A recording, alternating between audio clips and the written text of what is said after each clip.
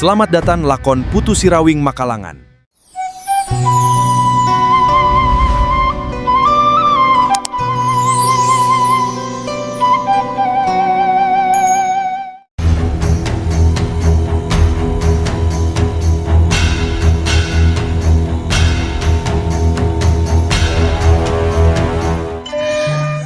Ki Baragas ngoneal hudang. Terus cengkat nangtung sabab diancam ku Ki Buyut Debleng, mun teu gancang hudang bakal sakalian diparenan. Ku sakalini bankeun panarjang nage tang tu bakal terus ajal binasa. Ki Baragas puguh sieun mun tepikeun katurus diparenan mah.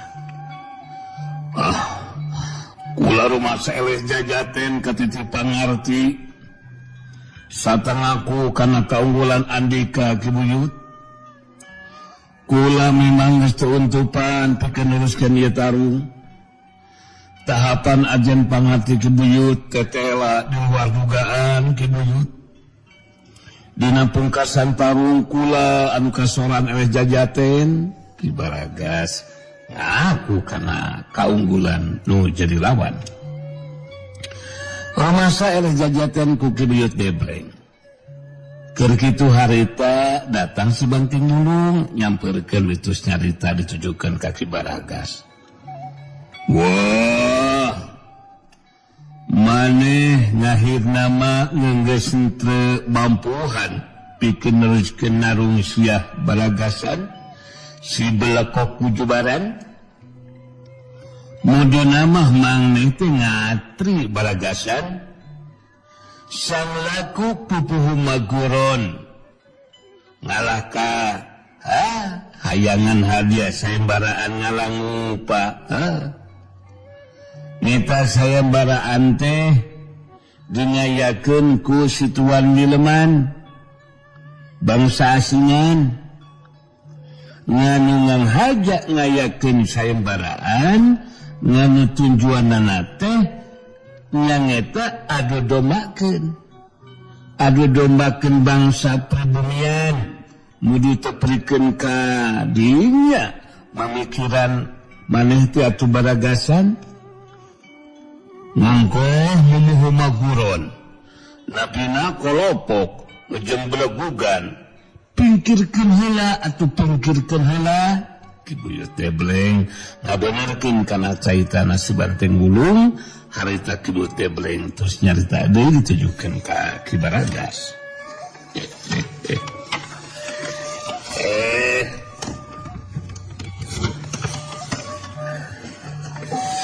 Nu dicaritakeun ku si Banting Mulung memang bener Baragas euy. Sakuduna ilaing teh salaku pupuhu paguron milu ngadukung kana perjuangan anak kula warga Sirawi. Anu tacan mangkuk sababaraha lila ieu kampung kahuripan geus digempur ku pihak musuh.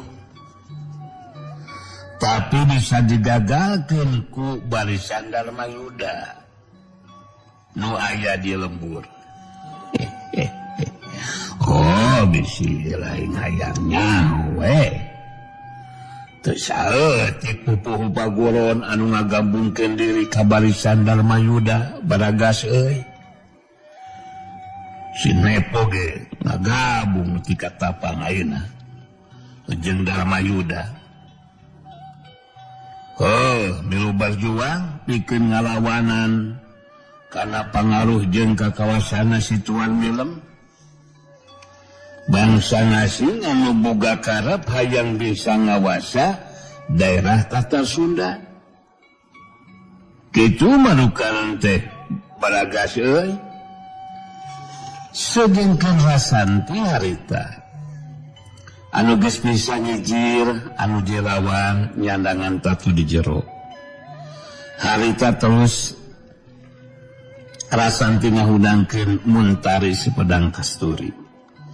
Sanajan dirakayaan bari jeung muka era lantaran kasoran eleh jajaten ku Rasanti anu umurna sahandapeun manehna.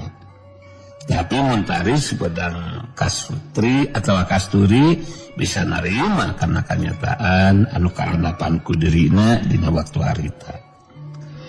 Muntari sepedang Kasturi nutup Kalasanti beletus carita.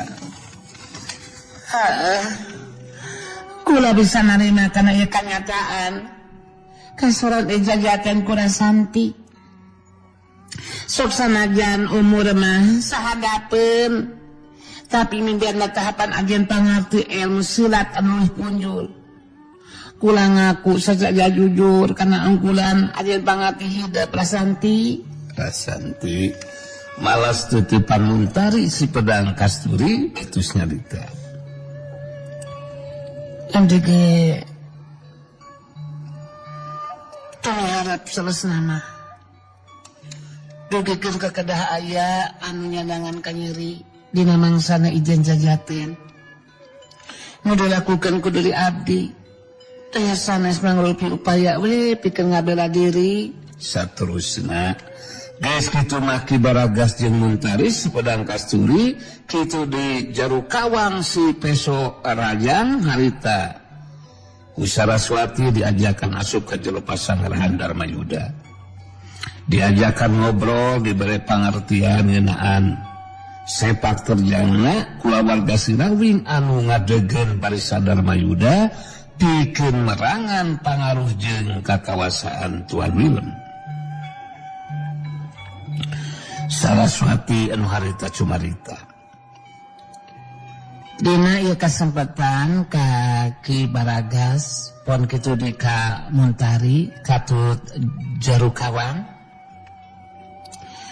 baris dijelaskeun ngeunaan ka sang tukang atawa nu jadi marga lantaran pangna ngadegkeun barisan Darmayuda lantaran tumawijeng ayeuna tindakan dilakukeun ku Tuan Willem bangsa asing anu ngalakukeun tindakan demi kepentingan pihakna jadi kieu ari jujutan mah ye dijelaskeun ku Saraswati ngeunaan tindakan Tuan Willem nu dibantu ku Nyai Kintamani nyata mangaruhan sarta ngamangpaatkeun bangsa pribumi dijadikeun anggota barisan Willem Kintamani Dikjaya. Tujuanana sangkan setiap lemburan jeung daerah nu aya di Tetar Sunda aya dina pangaruh jeung kakawasaanana. Teu matak aneh mun warga-warga di setiap lembur anu pupuh lemburna anu tunduk patuh kana parentahna Tuan Willem jeung Nyai Kintamani jadi beukita mah susah jeung sangsara kahirupanana. Sabab setiap warga kudu nurut karena katantuan ti pupuh lemburna anu setiap bulan kudu sebau peti ka paguron lintang jagat nu dipimpin ku Tuan Willem jeung Nyai Kintamani. Sanesna rasa cukup mereka teranganana Saraswati mungkas guaran caritanana. Tah jadi kitu pentingna kadang pikir kahudang kasadaran bangsa pribumi teh. Jadi anu diperjuangkan ke barisan Darmayuda tayalian mangrupa upaya pikir ngungkulan pangaruh jeung kakawasana Tuan Willem. Rasanti milu nyambungan kana caitaan Saraswati anu jadi indungna.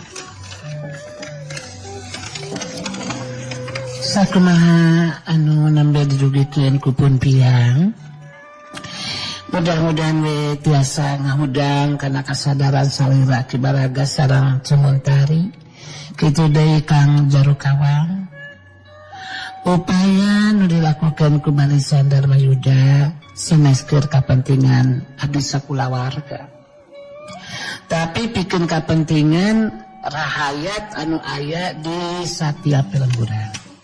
Sandika harita milumairan karena caitaan. Abdi gaduh keyakinan Ki Baragas sareng anu sanesna bakal kagungan sikap sareng pamandegan anu sami. Pentingna urang tepung rempuk juku babarengan ngungkulan kana pangaruh oge kakawasanana tuan milem katutnya kintamani janten lain nama nyanakeun kaki Baragas sareng anu sanesna ngeunaan sikap sareng pamadegan saela tiluan. Sangesna diberi pengertian ku Saraswati jeung Rasanti katut Sandika. Harita Ki Baragas jeung anu sajena jadi kahudang kasadaranana. Anu saterusna nganyatakeun diri pikeun milu ngabantu kana perjuangan ngagabungkeun diri ka Barisan Dharma Yuda. Ki Baragas anu harita luwih ti heula nyarita. Kula bisa ngerti sata narima kana katerangan tinggi Mas Saraswati kitu deui anu sejena anu mata kula bakal nentukeun sikap jeung pamadegan pikeun milu ngabantu kana perjuangan anu mata kula bakal ngagabungkeun diri ka Barisan Dharma Yuda sarta kula baris datang di mana engke Barisan Dharma Yuda ngayakeun riungan. Muntari si pedang Kasturiga milu nyambungan kana caitana Ki Baragas. Sagunaha anu disaurkeun ku Ki Baragas, tang tuwe Muntari si pedang Kasturiga boga sikap jeung pamadegan anu sarua. Saya gadiri pikeun jadi anggota Barisan Dharma Yuda. Pikeun babarengan berjuang ngayonan kakuatan Barisan Milem Kintamani Jaya. Jarukawang si peso rajangge harita milu bayaran kana caitaan. Aku dengi sarua bakal ngagabungkeun diri ka Barisan Dharma Yuda. Diharapkeun kakuatan ti pihak urang teh bakal mampu ngungkulan kakuatan musuh urang sanes.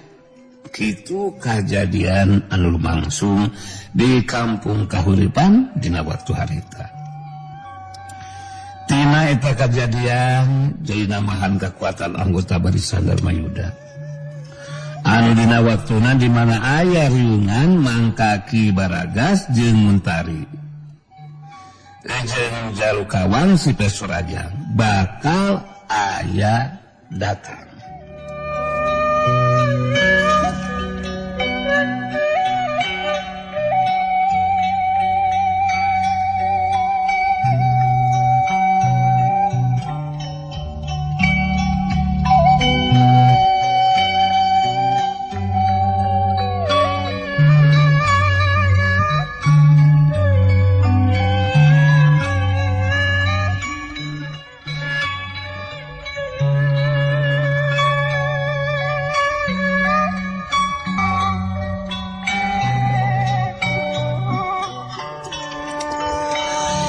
Saturkeun di kampung Ciunjung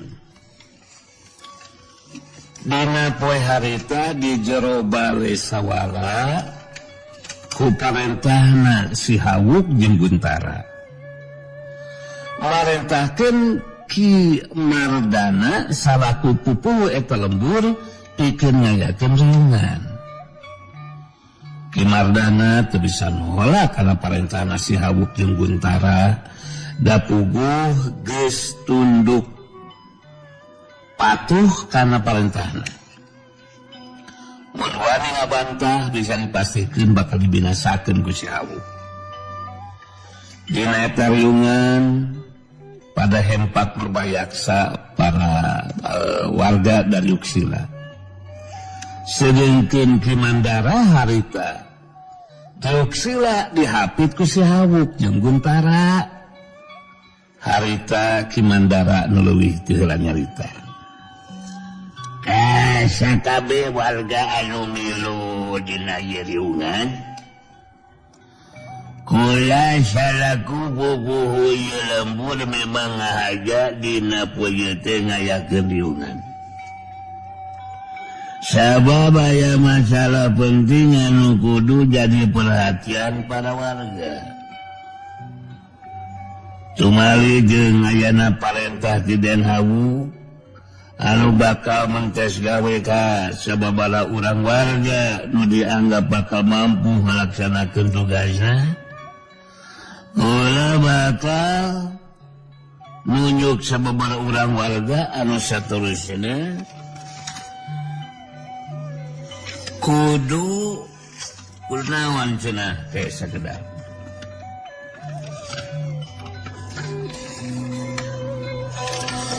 kudu narima kana tugasna. Tugas nu dilakukeun teh nyata neangan laratanana mamimpin indungna si hawuk atawa den hawuk. Jeung mahrang kebong anu ngasuh ngurus ka den hawuk. Sangkan lu jelas nama mangaku den hawuk diuningakeun den si hawuk. Muterkeun heula paneutupna ka sakabeh nu aya dina eta riungan. Saterusna si hawuk nyangereng bari nyarita.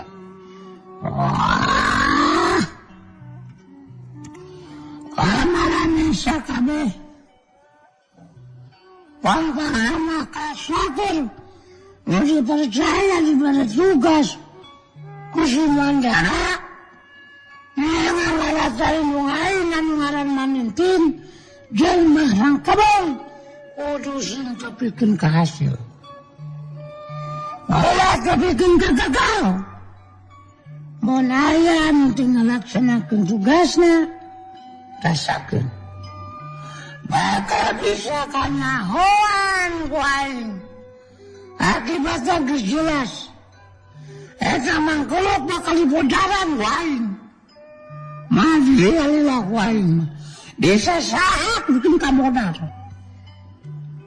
Ancaman aing lain ancaman kosong. Hasok maneh belum ngomong sesargun. Buntara hari kami lumayan ceritaan. Ke warga mungkin dipercaya diberi tugasku ke Mandara. Kudu jadi bahan perhatian sakumaha nu diceritakeun neme ku den hawuk. Jadi mun masih kene betah ku belendang dalam dunia. Allah coba bikin ngawangkan.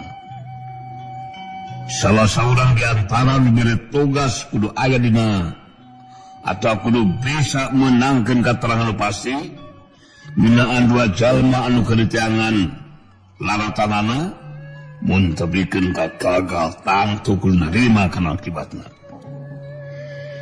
Tunggu keayaan wani murang mun tacan bisa menangkan keterangan anu pasti. Kumakati nyakseni kartos tugas bakal laksanakeun. Makanya penariungan ngajawab saureman.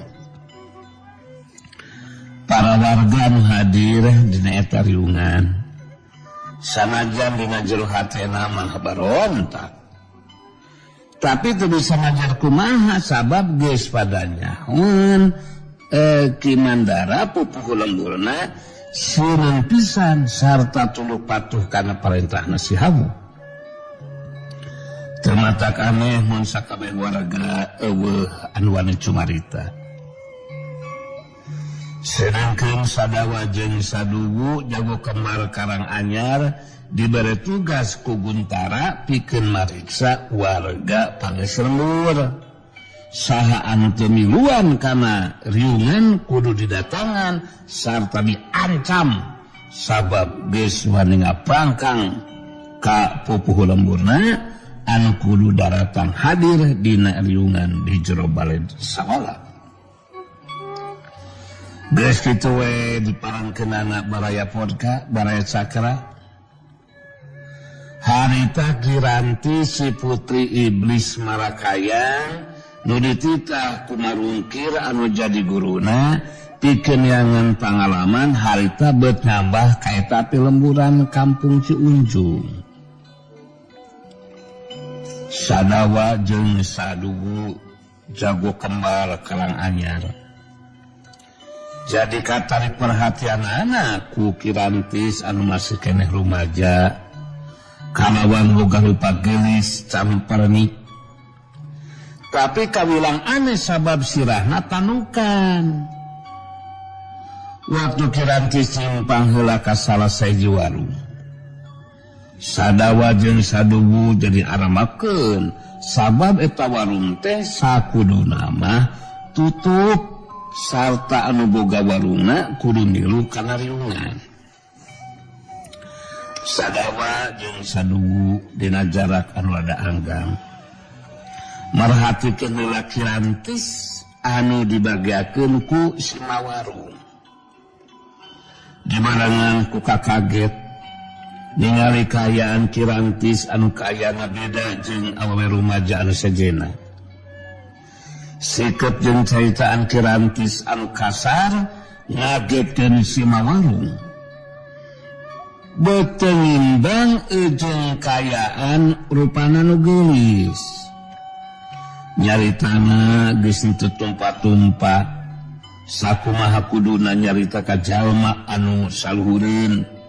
Sakumaha ilahana awewe rumaja anu sabaya jeung Kirantis.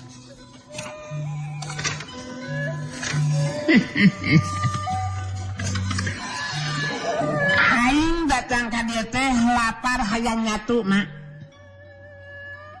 Sok gancang jieunkeun alaskeun aing mah. Dengan kajona aya naon wae. Karasep aing mah nog telor. Mun aya asin kere aing mah karasep. Nya ari lauk pauk nama eta we nu aya nyanyi da sakieu buktina geuning di mak mah. Dipilih we ku si nyanyi. Aya pais lauk tah. Aya beuleum hayam. Aya lalab jeung sambal. Kumaha pangaresep si nyanyi we eta mah nyanyi atuh hayang beuleum pada dadakan heuh kumaha dipanggeuleumkeun nyanyi. Bari dahar harita Kirantis terus ngajakan ngobrol ka simawarung ngeunaan eta pilemburan. Ada nikmat oge yang nyatu teh mah ari keur lapar mah aing tadi hayangnya oh ieu lembur teh mah disebut nanti kampung naon teh mah. Ieu lamur teh kampung Ciunjung nyai. Pupuh pagulona teh lah di Mandara. Tapi nyeta atuh bet taku hanteu nyai di Mandara teh pupuh ieu lamur kalaka terus jadi patalukan. Patalukan kumaha maksud mah teh mah? Cikan jelaskeun ka aing mah. Nya jadi patalukanana budak lalaki rumaja anu ngaran Den Hawu kitu nyai. Malah dibarengan ku baturna anu ngaran Guntara. Jadi kieu kajadian dina poe kamari teh nyai. Harita ku simawarung.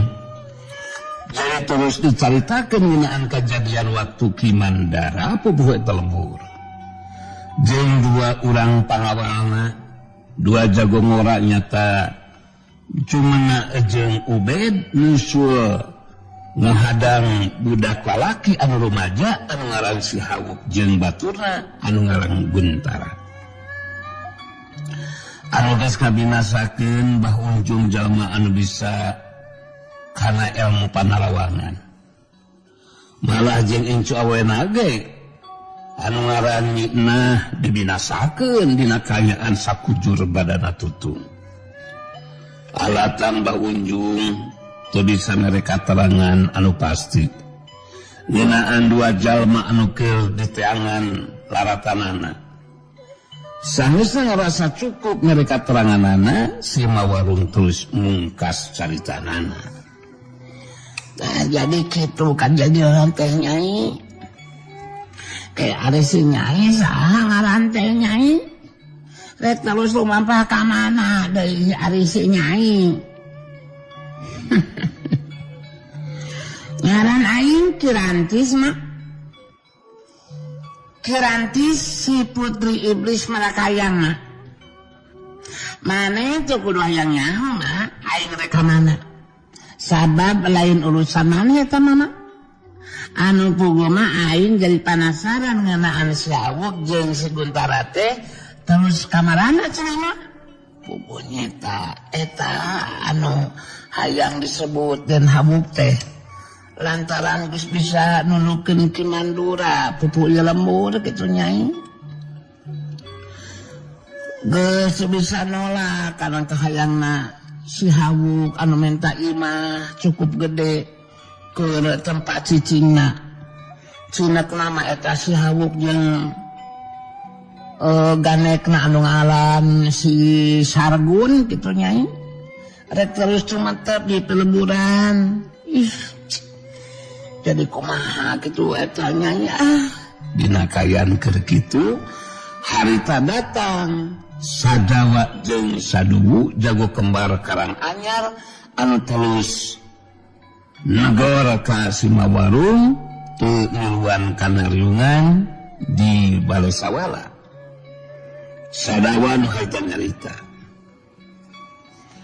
Kunaon kala kamuntingkeun muka warung gitu. Lain milu kana riungan di Balai Sawala mah. Kawas anu teu nyaho wae ari emak kana akibatna.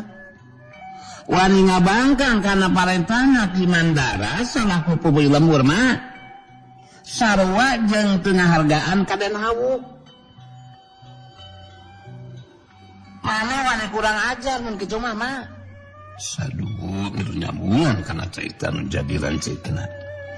Lantaran maneh geus wani ngabangkang kana parentahna pupuh lembur mah. Anu geus ngalaksanakeun parentahna Den Hawuk.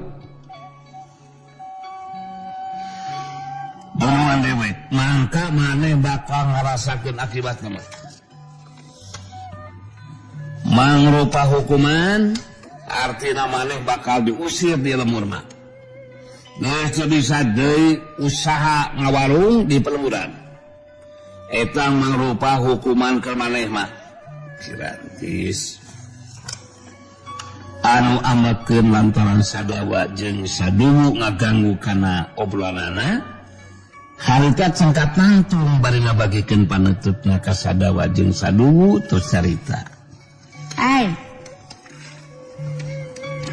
Laneng duaan bener-bener belegug jeung tolol sagoblog.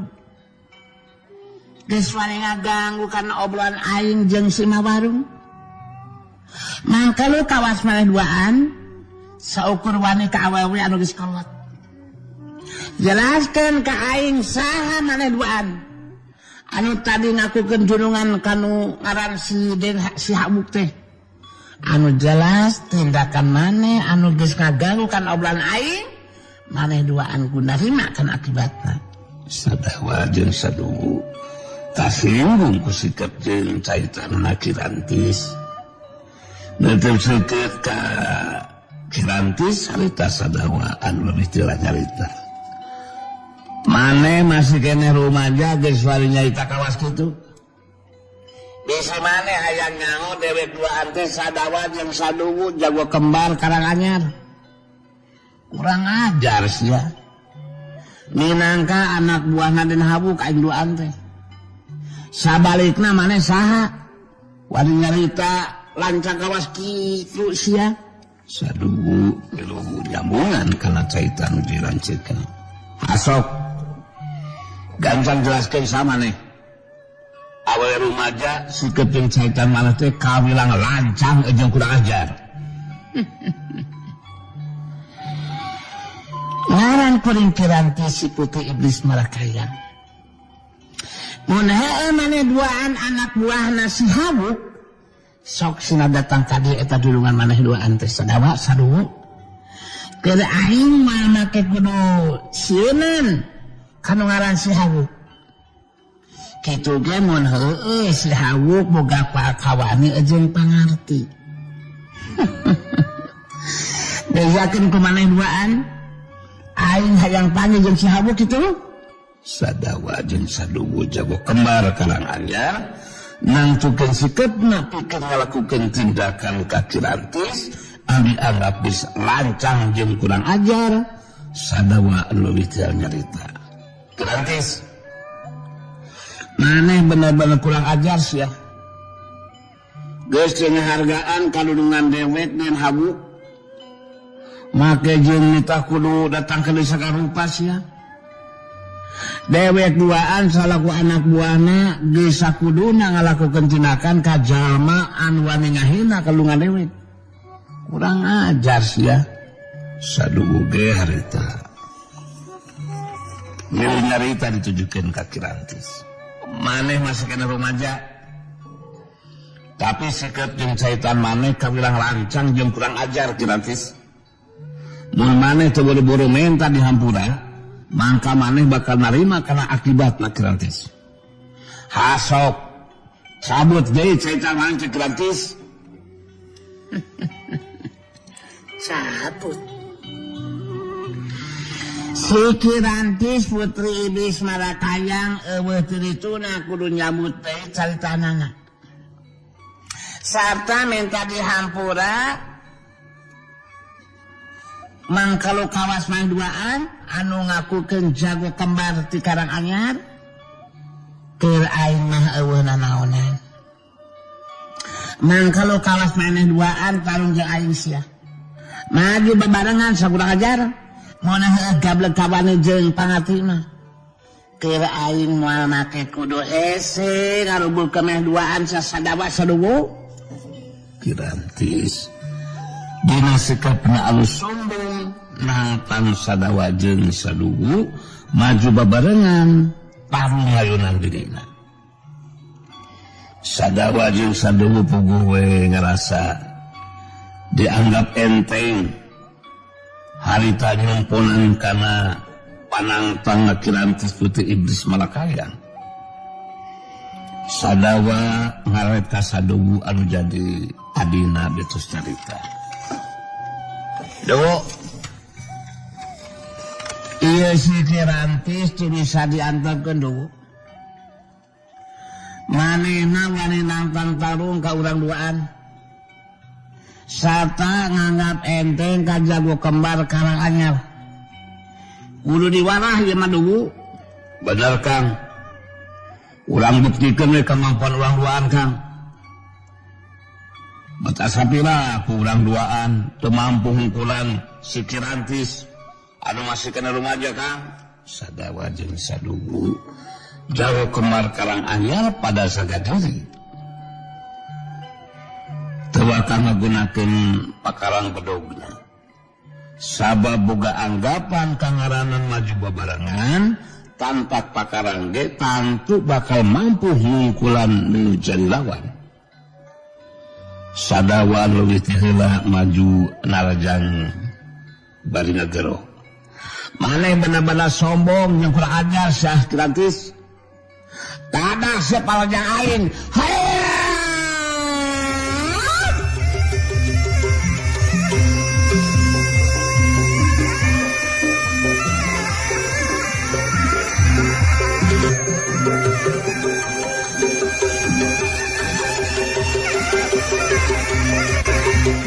Racun sadawa maju narajang dituturkeun ku jolatan sirim sadugu anu mirumarengan kana panalajang jadi lancekna.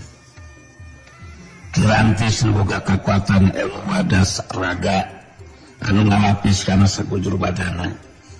Harita teu mingkahan panalajang dua urang lawana. Hikmah sadawa jeung sadugu jadi karagetan sabab panalajangna anu kina kana anggota badan lawan tetela taya pangaruhna pikeun Kirantis anu harita nyingserikeun bari ngambar caitanana. Kekuatan penajang mah duaan teu kena kana anggota badan aing sia. Teu karasa naon-naon sadawa sadugu. Kekuatan tanda kelapisan marang duaan teh anu marangan kana parajang nyata eueuh hartina jeung eueuh pangaruhna keur aing mah leuwih hade gunakeun bedog maneh sadawa sadugu kagok edankeun. Kirantis saterusna nantang dua urang lawana pikeun ngagunakeun pakarang bedogna masing-masing pikeun nguruskeun taruna. Kayarang ku panasaran jeung ka makna harita sadawa jeung sadugu pada masat bedogna masing-masing. Kirantis pusat senjata andalanana pedang watu geni nu disorem dina cangkeng belah kencana. saterusna eta pedang dibantingkeun kana taneuh bari ngarapal mantra kakuatan ilmu sihirna sapatihalna marungkir nu jadi guruna mangsa ngabantingkeun itu kidungna. Perhatikan kemaneh duaan sadawa sadewu sing Saladin mereka sekena blak entre nyod buraluk tak kual ucisnya pedang watu geni dibantingkeun kana taneuh sadawa jeung sadewu jawa kemar karang anyar jadi karageteun teu kaget kumaha sabab harita keneh